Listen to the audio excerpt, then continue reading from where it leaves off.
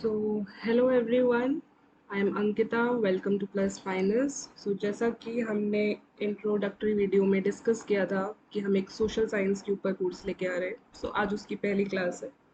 ठीक है, हम ये कोर्स को इंडियन हिस्ट्री से स्टार्ट कर रहे हैं। ये मैंने आपसे डिस्कस भी किया था कि जो हमारी इंडियन हिस्ट्री होती है ये 3 पार्ट में डिवाइड होती है। ठीक है, एंशियंट, मिडिवल और मॉडर्न। राइट। हम जो कोर्स को स्टार्ट करेंगे वो एंशियंट हिस्ट्री से ही स्टार्ट करेंगे। हम एक सीक्वेंस में ही चलेंगे इस कोर्स में। ठीक है, तो हमारी हिस्ट्री एंशियंट हिस्ट्री से स्टार्ट होती है, हम वहीं से इस कोर्स को स्टार्ट करेंगे।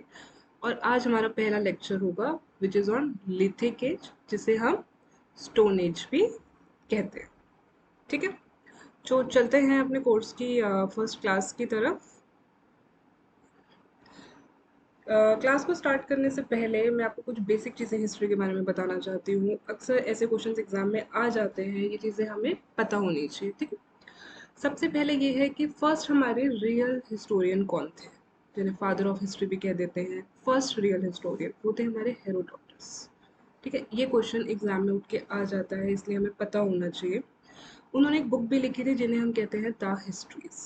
ठीक है, इसके बाद आता है फादर ऑफ मॉडर्न हिस्ट्री, जो थे हमारे लियोपोल्ड वॉन रंग। ठीक है, ये दो तीन चीज़ें हमें पता होनी चाहिए। इसके बाद हमारा एक सिस्टम ऑफ डेटिंग आता है। सिस्टम ऑफ डेटिंग को हम दो टाइमलाइन में डिवाइड करते हैं, BC which is before Christ.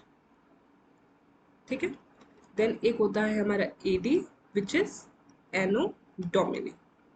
ठीक है, ये चीज़ें भी एग्जाम में अक्सर कभी कभी आ जाती हैं उठ के, तो ये चीज़ें हमें पता होनी चाहिए। बिफोर क्राइस्ट वाला कौन सा पीरियड होता है, जो जीसस क्राइस्ट के बर्थ से पहले का होता है। और एनो डोमिनी कौन सा होता है, जो उनके बर्थ के बाद वाला है। ठीक है, जो बिफोर क्राइस्ट है ना, उसमें हम रिवर्स ऑर्डर में चलते हैं। आप देख रहे हैं 1500, 1500, मतलब जैसे जैसे हम आगे बढ़ेंगे, जो ईयर्स है, जो उनकी टर्म है, वो कम होती जाएगी। ठीक है, अब चलते हैं हम अपने टॉपिक के ऊपर, जो है हमारा लिथिक एज या स्टोन एज। ठीक है, देखो, इससे टॉपिक को स्टार्ट करने से पहले हमें ये पता होना चाहिए कि इसके एविडेंसेस हमें कहाँ से मिले हैं, इस एज के बारे में हमें पता कहाँ से चला है। ठीक है, हमारे 3 टाइप के एविडेंसेस होते हैं। ठीक है, 3 टाइप के हमारे एविडेंसेस होते हैं। जो फर्स्ट होता है वो होता है हमारा लिटरेरी। लिटरेरी मतलब जो रिटर्न फॉर्म में होते हैं, हमें किसी भी रिटर्न फॉर्म में मिले हैं। मैन्यूस्क्रिप्ट्स आप कह सकते हो। सेकंड होता है हमारा आर्कियोलॉजिकल सोर्स। आर्कियोलॉजिकल मतलब खुदाई, डिगिंग, कुछ एक्सकवेट करके जो ये आर्कियोलॉजिकल साइंटिस्ट होते हैं, इन्होंने कुछ सिटीज की, कुछ आप कह सकते हो बिल्डिंग्स की, कुछ टूल्स जो एक्सकवेट करके निकाले हैं। थर्ड जो होता है वो हमारा होता है मॉन्यूमेंट्स या फिर पेंटिंग्स, इनके थ्रू हमें पता चलता है। तो हमें इस एज का कोई लिटरेरी सोर्स नहीं मिला है, जो भी सोर्सेज है वो आर्कियोलॉजिकल बेस्ड है। ठीक है, अब आते हैं हम लिथिक एज के ऊपर। लिथिक एज हमारी 3 पार्ट में डिवाइड होती है, 3 पीरियड में डिवाइड होती है। पहला है पैलियोलिथिक एज। ठीक है, सेकंड है हमारा मेसोलिथिक पीरियड। थर्ड है हमारा नियोलिथिक पीरियड। ठीक है, जो फर्स्ट है हमारा पैलियोलिथिक पीरियड, पैलियो का मतलब होता है ओल्ड और लिथिक का मतलब होता है स्टोन, इसलिए हम इसे ओल्ड स्टोन एज भी कहते हैं। ठीक है, जो उसके बाद हमारी सेकेंड पीरियड है मेसोलिथिक पीरियड। मेसो का मतलब होता है मिडिल, लिथिक का मतलब होता है स्टोन, इसलिए हम इसे मिडल स्टोन एज भी कहते हैं। ठीक है, बेसिकली ये ट्रांजिशन पीरियड होता है, पैलियोलिथिक और न्यूलिथिक के बीच में आता है। तो इसमें कुछ कैरेक्टरिस्टिक्स हमें पैलियोलिथिक की मिलती है, फिर कुछ कैरेक्टरिस्टिक्स हमें न्यूलिथिक की भी देखने को मिलती है। ठीक है, देन जो हमारी थर्ड है वो है न्यूलिथिक एज। न्यू मतलब न्यू, लिथिक मतलब स्टोन, तो ये बन गई हमारी न्यू स्टोन एज। ठीक है, अब इसके बाद इसका एक बार यहाँ आओ टाइम पीरियड देखो। ठीक है, सबसे ज्यादा लंबा टाइम पीरियड है हमारा पैलियोलिथिक एज का। जी, ये क्वेश्चन एग्जाम में आता है कि कौन सी एज जो है वो सबसे लंबे समय तक एग्जिस्ट की है। ठीक है, वो पैलियोलिथिक है।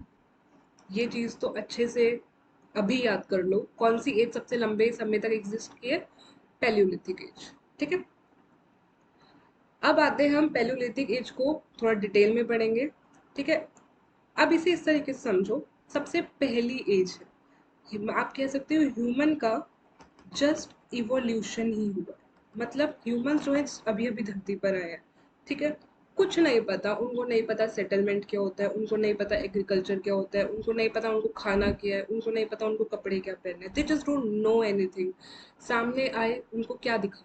उनको सिर्फ दिखा नेचर, ठीक है। वो तो नेचुरल है, उनको दिखेगा ही दिखेगा, अब धरती में आए हैं तो सिर्फ सिर्फ नेचर दिखा उनको और कुछ नहीं दिखा। और नेचर में भी उनको क्या दिखा?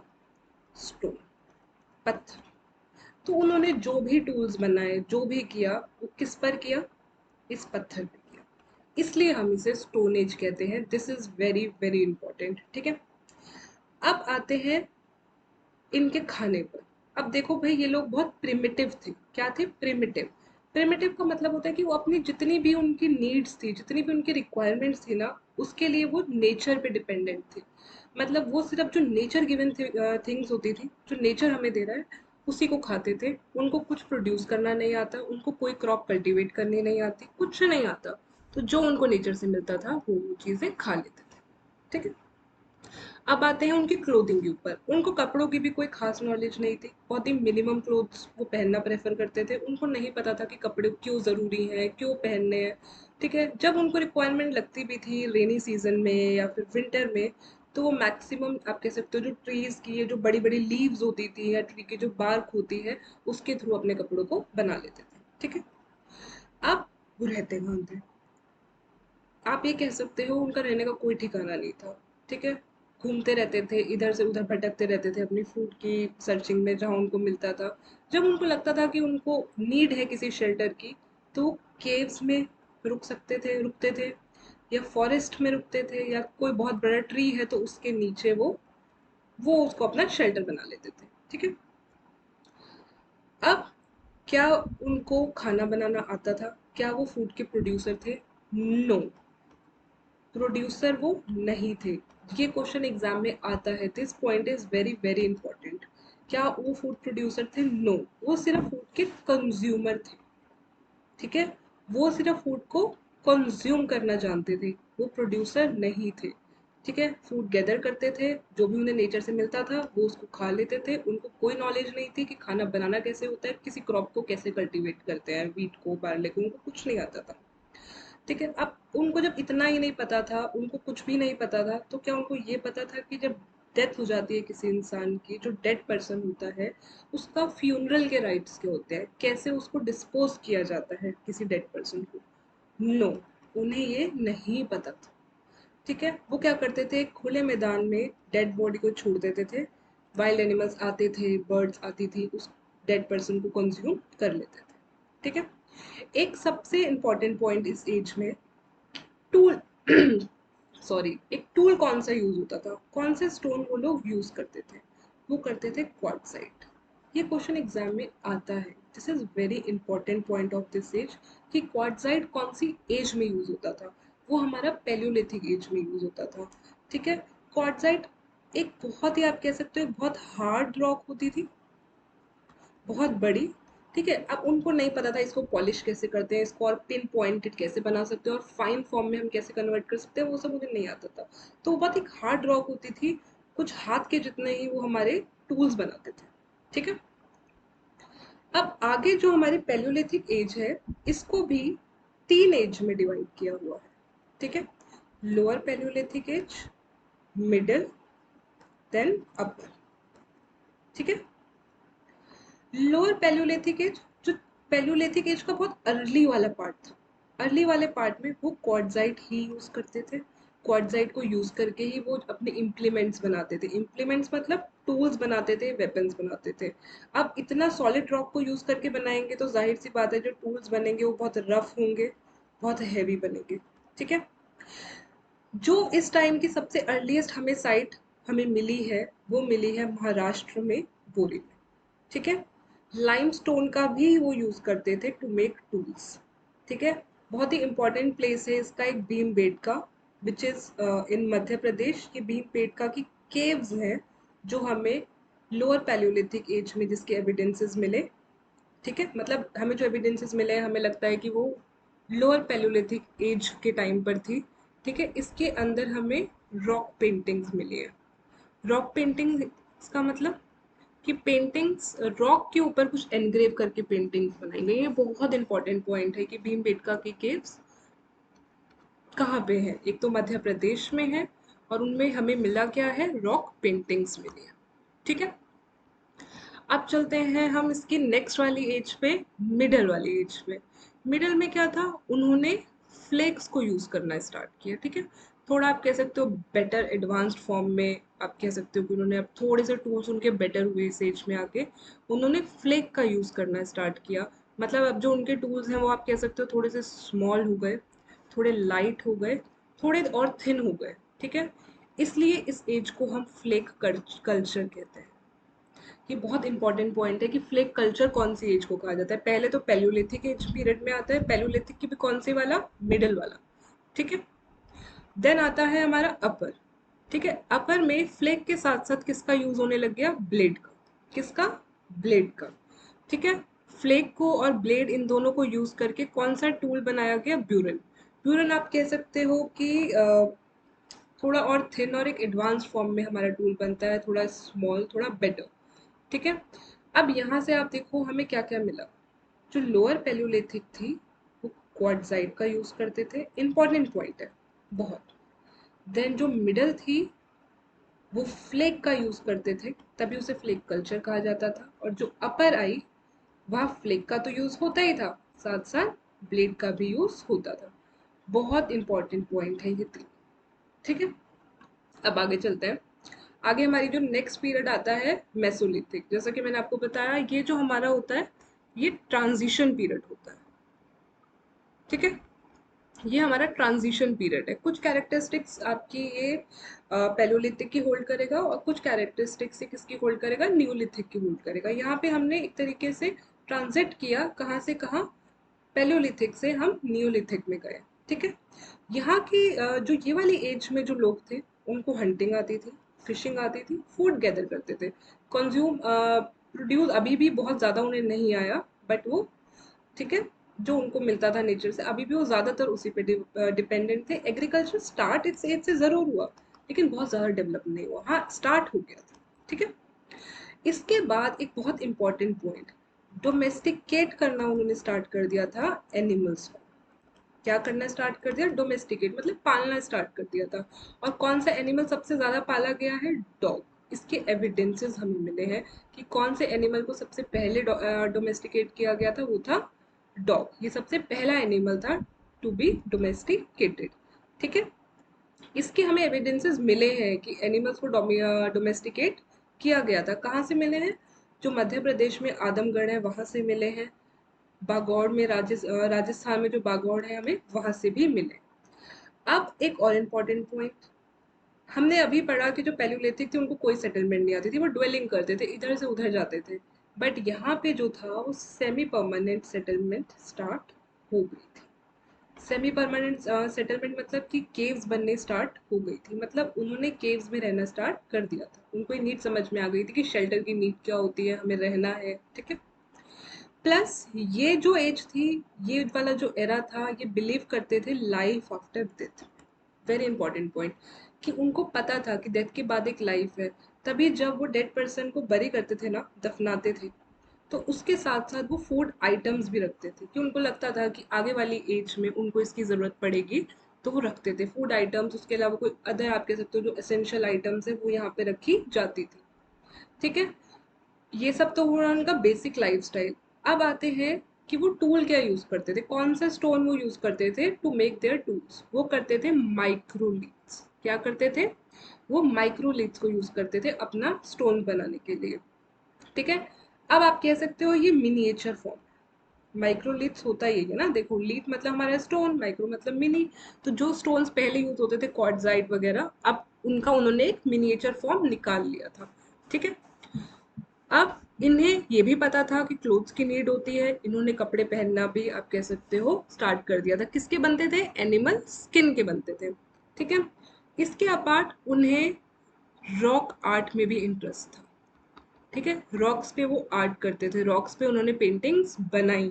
ठीक है, अब आते हैं हम जो नियोलिथिक पीरियड है, new stone age, new stone age जो हमारी थर्ड एज है। ठीक है, इसमें काफ़ी चेंजेस हुए। इसमें जो फूड कंज्यूमर हुआ करते थे पहली एज में, अब वो फूड प्रोड्यूसर बन गए। अब एग्रीकल्चर आ चुका था, उन्हें क्रॉप कल्टीवेशन करना आ गया था। ठीक है। ये जो न्यूलिथिक एज है ना, इसकी डिस्कवरी किसने की? ये एक बहुत फेमस आर्कियोलॉजिस्ट थे, डॉक्टर प्रिमरोज। बहुत इंपॉर्टेंट पॉइंट है, इसको तो अच्छे से याद कर लो कि न्यूलिथिक एज की डिस्कवरी किसने की? डॉक्टर प्रिमरोज ने करी थी। ठीक है। सबसे पहले क्या डिस्कवर हुआ था? स्टोन नाइव्स और एरो हेड्स हमने डिस्कवर किए थे। कहाँ से? कर्नाटका में जो लिंगासुर है वहां से डिस्कवर किए थे प्रिमरोज ने 1842 में। ये पॉइंट बहुत ज्यादा इंपॉर्टेंट है कि न्यूलिथिक एज की जो डिस्कवरी हुई थी सबसे पहले वो किसने करी थी? प्रिमरोज ने। इंडिया में, इंडिया की बात हम कर रहे हैं, सारा क्रेडिट इन्हें जाता है। ठीक है। अब इस एज में जो हमारे टूल्स यूज होने लग गए थे वो और फाइन हो गए थे, और पॉलिश्ड स्टोन्स का हम यूज करते थे। ठीक है। और पॉलिश्ड और फाइन हो चुके थे। ठीक है। न्यू पॉलिश्ड स्टोन का हम यूज करते थे। किसके लिए करते थे? कल्टीवेट करने के लिए, हंट करने के लिए, और अपनी जो एक्टिविटीज है उनको परफॉर्म करने के लिए हम पॉलिश्ड स्टोन का यूज करते थे। ठीक है। यहाँ पे कल्टीवेशन स्टार्ट हो गया था। यहाँ पे जो पीपल थे उनको पता था कि लैंड को कल्टीवेट किया जाता है। ठीक है। इस पे फ्रूट्स को ग्रो कराया जाता है। ये सब चीज़ें उन्हें आती थी। ठीक है। एग्रीकल्चर के हमें सबसे पुराने एविडेंस कहाँ से मिले हैं? मेहरगढ़ से मिले हैं। ये कहाँ पे है? ये बालूचिस्तान जो प्रोविंस है पाकिस्तान की, वहाँ लाई करता है मेहरगढ़। ये बहुत इंपॉर्टेंट पॉइंट है। ठीक है। अब एक चीज़ देखो, उनको कल्टीवेट करना आता था, उन्होंने ग्रेन्स को कल्टीवेट किया, उन्होंने काफ़ी चीज़ें कल्टीवेट की। ठीक है। वेजिटेबल्स जो भी उन्होंने कल्टीवेट करना स्टार्ट किया। अब बात आती है वो उनको स्टोर कहाँ करेंगे? उनको उनको स्टोर करने के लिए भी तो जगह चाहिए ना। तो उन्होंने क्या किया? पॉटरी का यूज़ करना स्टार्ट किया to make their vessels. Vessels मतलब जिसमें वो स्टोर करेंगे जो भी उन्होंने कल्टीवेट किया है। तो उन्होंने किसका डेवलपमेंट यहाँ किया? पोट्री का। ये बहुत ज़्यादा इम्पोर्टेंट पॉइंट है कि जो पोट्री है वो किस पीरियड में आई? तो वो हमारी न्यूलिथिक पीरियड में आई। और ये हमें याद कैसे रहेगा? क्योंकि इसमें आप इससे हमने वेसल्स बनाए स्टोर करने के लिए। ठीक है। स्टोर करने के लिए वेसल्स बनाए ना हमने। क्यों? क्योंकि कल्टीवेशन स्टार्ट हो गया था। और ये तो हमें पता ही है कि कल्टीवेशन कौन सी एज में स्टार्ट हुआ है? न्यू स्टोन एज में स्टार्ट हुआ है, क्योंकि वहां पर हम फूड कंज्यूमर से फूड प्रोड्यूसर बन गए थे। ठीक है। अब यहाँ का जो सेटलमेंट था वो और बेटर हो गया, मेसोलिथिक से भी बेटर था। यहाँ पे हमने हट्स में रहना स्टार्ट किया। ऑल्दो ब्रिक्स की नहीं थी। ठीक है। वो वैसा कुछ नहीं था, उनको अर्बनाइज्ड फॉर्म नहीं आई थी अभी तक। तो जो यूजुअली हट बनती थी मड की आप कह सकते हो या क्ले की, वो बना के उन्होंने वहां पे रहना स्टार्ट कर दिया। ठीक है। ये तीनों एज हमारी क्लियर हो गई। इसके बाद हमारी ये स्टोन एज जैसे जैसे खत्म हो रही थी, इसका एंड हो रहा था। ठीक है। तो इसके बाद हमारी आई कॉपर एज, जिसे हम कहते हैं चाल्कोलिथिक एज। चाल्कोलिथिक एज है। ठीक है। अब क्या था इस एज में? चाल्को मतलब होता है कॉपर, लिथिक मतलब होता है स्टोन। यहाँ पे जो लोग थे इस एज में स्पेशली, उन्होंने स्टोन के साथ साथ कॉपर का यूज करना स्टार्ट किया अपने टूल्स और वेपन्स बनाने के लिए। किसका स्टार्ट किया करना? कॉपर का। बहुत इंपॉर्टेंट पॉइंट है ये कि कॉपर कौन सी एज में स्टार्ट हुआ यूज होना? वो हमारी चाल्कोलिथिक एज में आया था। ठीक है। अब इसकी कैरेक्टरिस्टिक्स देख लेते हैं। यहाँ पे एग्रीकल्चर होता था, एनिमल्स को डोमेस्टिकेट करते थे, काउ को, शीप को, गॉड्स को, पिग्स, इन सबको डोमेस्टिकेट किया जाता था। यहाँ पे वीट और राइस प्रोड्यूस होना स्टार्ट हुआ। इसके साथ साथ बाजरा भी होता था, कुछ पल्सेस भी होती थी। ठीक है। पोट्री पहले वाली एज में भी हुई हमारी न्यूलिथिक में, यहाँ पे चाल्कोलिथिक में भी हुई, लेकिन और एडवांस आप कह सकते हो कलर्ड पोट्री स्टार्ट हो गई थी। यहाँ पे ब्लैक रेड पोट्री, ये सब हमें देखने को इस एज में मिला है। सेटलमेंट हो गया था। अब यहाँ पे हम कह सकते हैं कि रूरल सेटलमेंट स्टार्ट हो गया था, लेकिन ब्रिक्स की नॉलेज अभी भी नहीं थी। आप कह सकते हो कच्चा हाउस होते हैं, कच्चा वैसे बनते थे यहाँ पे। ठीक है। बट यहाँ की एज के जो लोग थे वो कॉपर स्मिथ थे, मतलब वो कॉपर की स्मेल्टिंग करते थे। क्या करते थे? कॉपर की स्मेल्टिंग करते थे, कॉपर स्मिथ थे। ठीक है। इसके अपार्ट उन्हें स्पिनिंग आता था, वीविंग आता था, क्लोथ मैन्युफैक्चर करना भी आता था, बट उनको लिखना नहीं आता था। They don't know the art of writing, अभी भी उन्हें लिखना नहीं आता था। ठीक है, ये वाली एज हमें क्लियर हो गई। अब हम इसके आगे और भी पॉइंट्स हैं एक दो, वो भी देख लेते हैं। वर्शिप, वर्शिप वो करते थे, हमें दिखी है, मतलब कुछ इमेजेस हमें ऐसी मिली हैं जिससे हमें पता चला है कि उस टाइम के लोग भी वर्शिप करते थे। एक मदर गॉडेस की मिली है, उसके अलावा एक बुल टेरोकोटा मिला है। बहुत इंपॉर्टेंट पॉइंट है, इसको याद करके रखना है कि बुल टेरोकोटास जो कुछ होता है उससे उसको यूज करके बुल की फॉर्म में बनाया जाता है और फिर उसकी पूजा करी जाती थी। ठीक है, इसके अपार्ट अगर हम देखें इन्फेंट मोर्टेलिटी रेट, ठीक है, वो बहुत हाई था। इन्फेंट मोर्टेलिटी रेट बहुत ज़्यादा हाई था उस एज में। क्यों, हमें कैसे पता चला? वेस्ट महाराष्ट्र से इसके हमें एविडेंसेस मिले हैं कि बहुत सारे बच्चों को एक साथ दफनाया हुआ हमें मिले हैं। मतलब जो भी वो बॉडीज मिली है हमें पता चल रहा है कि वो किसके स्केलेटन्स हैं, बच्चों के, और लार्ज नंबर में वो हमें मिले हैं। तो उससे हमने ये पता लगाया कि उस टाइम पे इन्फेंट मोर्टेलिटी रेट बहुत हाई था। ज्वेलरी, उनको बहुत शौक था, वो ऑर्नामेंट्स यूज करते थे। वहाँ की वुमेन स्पेशली किसके बनते थे वो हमारे शेल के बनते थे, या फिर आप कह सकते हो बोन्स के वो ऑर्नामेंट्स बना के यूज करते थे। ठीक है, और स्टोन्स भी थे काफी, कार्निलियन, स्टीटाइट और क्रिस्टल्स को वो बना के अपने ऑर्नामेंट्स और अपनी ज्वेलरी को वो बनाते थे। ठीक है, अब ये वाली एज हमारी क्लियर हो गई हमें। अब हम आते हैं इसके कुछ क्वेश्चंस पे जिससे हमें इस एज में थोड़ी और क्लियर होगी। ठीक है, सबसे पहले फर्स्ट क्वेश्चन देखते हैं। Polished stone tools were used in the, polished stone tools, ठीक है, ये हम डिस्कस कर चुके हैं कि हमें पॉलिश स्टोन कौन सी एज में मिले। पैलियोलिथिक में तो हमें क्वार्ट्जाइट हम यूज करते थे। ठीक है, ये हमें पता होना चाहिए। मैं आपको बार बार ही इसलिए बता रही हूँ कि आपको ये चीज अभी याद हो जाएगी। मेसोलिथिक में हम माइक्रोलिथ्स को यूज करते थे, किसको यूज करते थे? माइक्रोलिथ्स को। और नियोलिथिक में हम यूज करते थे पॉलिश्ड स्टोन टूल्स को। कौन सी एज में हम करते थे? नियोलिथिक में। ठीक है, तो इसका करेक्ट आंसर हो गया C. Next question. Sharp and pointed tools were used for killing fast moving animals in the, sharp और पॉइंटेड टूल्स हमारे कौन सी एज में यूज होते थे? ये मैंने आपको बताया था, हमारे होते थे मेसोलिथिक एज में। थोड़े से जो हमारे टूल्स थे वो शार्प होने लग गए थे, है ना। क्वार्ट्जाइट बहुत ज़्यादा पैलियोलिथिक में हार्ड होते थे, कुछ शार्पनेस नहीं थी। फिर धीरे धीरे उन्होंने स्टोन्स को रगड़ के उसको थोड़ा शार्प करना स्टार्ट किया।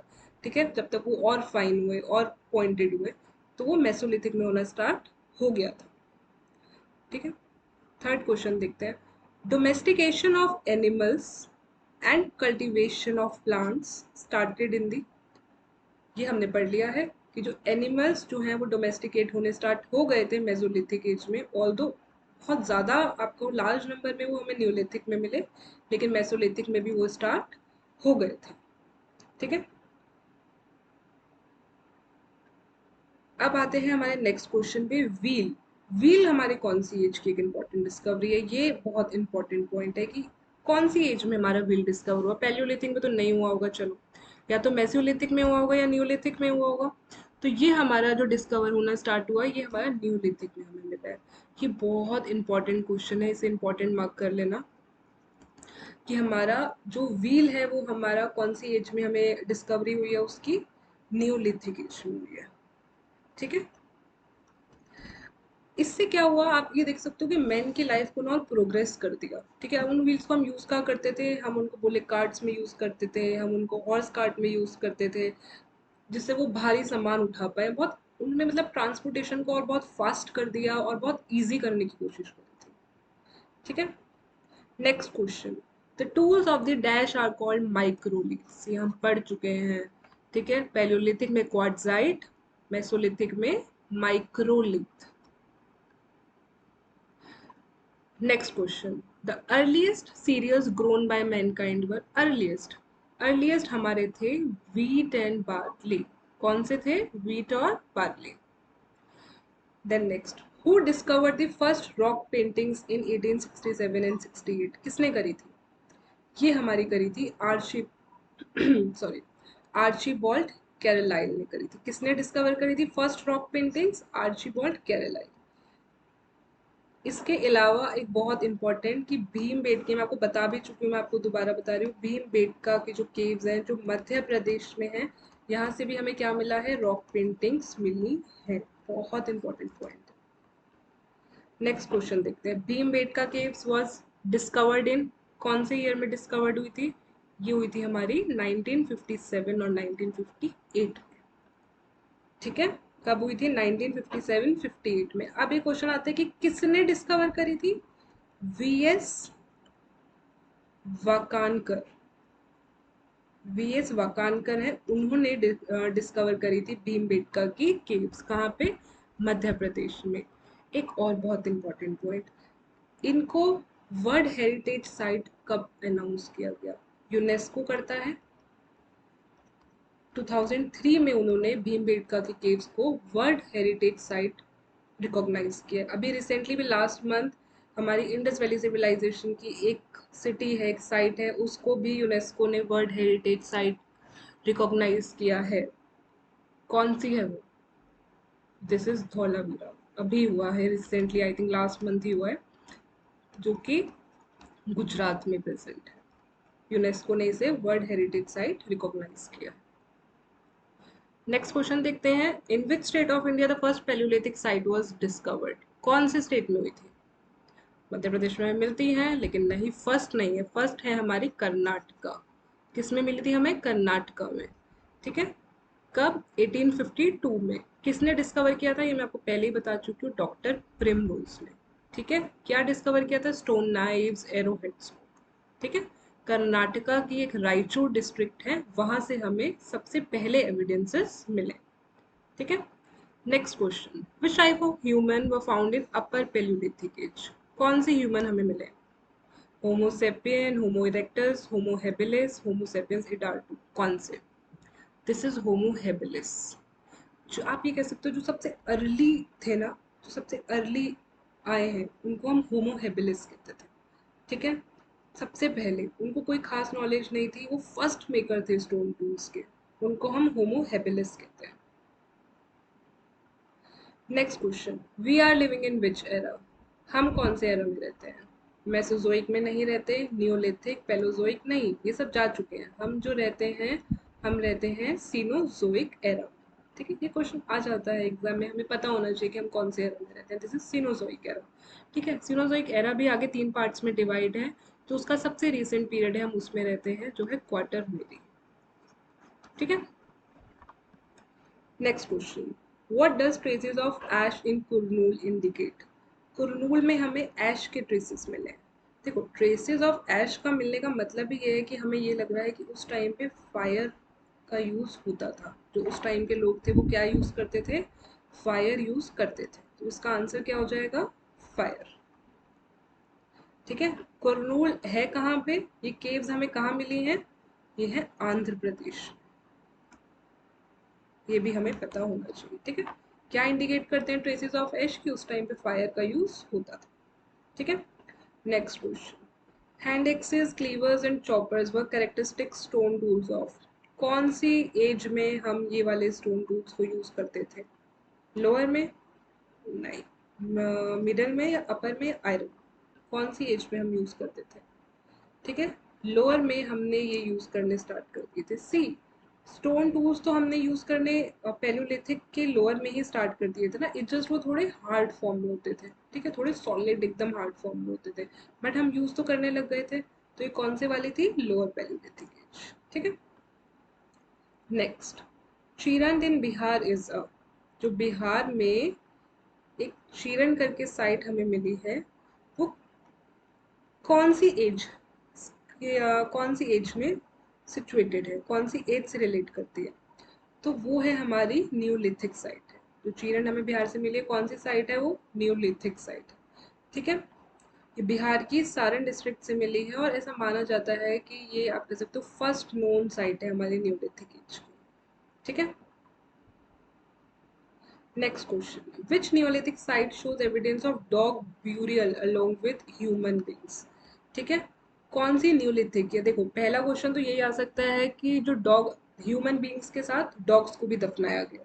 ठीक है, वो हमें कौन सी साइट में मिला है, कौन सी एज में मिला है, तो वो हमें मिला है न्यूलिथिक एज में, ठीक है। अब कौन सी साइट उसका एविडेंस शो करती है कि वो हमें मिला है, वो करती है बुरज़ाहम। कौन सी साइट? बुरज़ाहम, ठीक है। ये पहली न्यूलिथिक साइट है जो डिस्कवर हुई, बुरज़ाहम, ये कश्मीर में है, ठीक है। एक बहुत इंपॉर्टेंट पॉइंट है इसका कि बुरज़ाहम जो है ना, इसे प्लेस ऑफ बिर्च भी कहते हैं।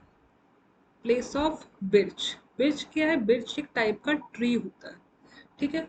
उसको जब आर्कियोलॉजिस्ट ने एक्सकेवेट किया इस साइट को, बुरज़ाहम को, तो यहाँ से बिर्च के एविडेंसेस हमें मिले, ठीक है। इसलिए इस जगह को प्लेस ऑफ बिर्च भी कहा जाता है। ये क्वेश्चन भी एग्जाम के लिए बन सकता है कि प्लेस ऑफ बिर्च कौन सी साइट को बोलते हैं, वो बुरज़ाहम को बोलते हैं, और वो कौन सी पीरियड से रिलेटेड है, न्यूलिथिक साइट से, ठीक है। So this is it. हमने इसमें काफ़ी कुछ पढ़ लिया। आई थिंक हमें तीनों एज अब क्लियर हो गई होंगी इसकी, ठीक है ना, पैलियोलिथिक, मेसोलिथिक और न्यूलिथिक, ठीक है ना। यहाँ पे हम क्वार्ट्जाइट यूज़ करते थे, यहाँ पे हम स्टोन और पॉलिश्ड माइक्रोलिथ टूल्स यूज़ करते थे, और यहाँ पे हम स्टोन और पॉलिश्ड पे जाते थे, ठीक है। So this is it for today. ये क्लास को हम यहीं एंड करते हैं। आई होप आपको ये टॉपिक अच्छे से समझ में आ गया होगा। हमने सारे इंपॉर्टेंट पॉइंट्स जो एग्जाम पॉइंट ऑफ व्यू से आप कह सकते हो इंपॉर्टेंट है, वो इस पूरे टॉपिक में कवर करने की कोशिश की है, ठीक है। So thanks for watching this video. Thank you so much.